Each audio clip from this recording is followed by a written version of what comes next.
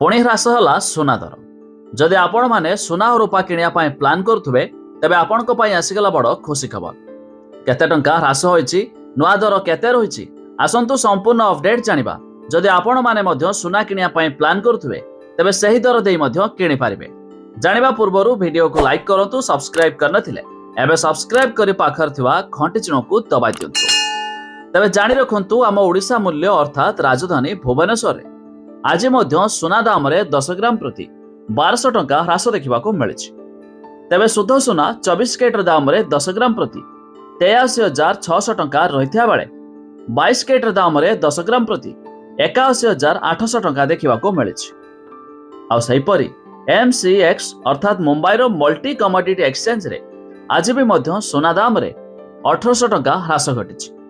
तेबे शुद्ध सुना 24 कैरेट दाम रे 10 ग्राम प्रति 84,300 टंका रही बेले 22 कैरेट दाम रे 10 ग्राम प्रति 81,700 टंका देखा मिली।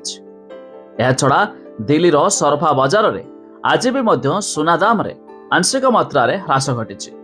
तेबे जहाँकि शुद्ध सुना 24 कैरेट दाम रे 10 ग्राम प्रति 84,900 टंका रही बेले 22 कैरेट दाम रे 10 ग्राम प्रति 82,600 टंका देखा मिली। आईपरी रूपा 1 किलोग्राम पिछा 98,000 टंकार पहुंच जाए। तेबे जदि आपण माने उभय सुना और रूपा किनिया प्लान करुवे तेबे एही दर देई किनि पारिबे। तेबे आपण माने केउ जिल्लारू वीडियो देखुचंती ता निहाती कमेंट करी जणाइबे।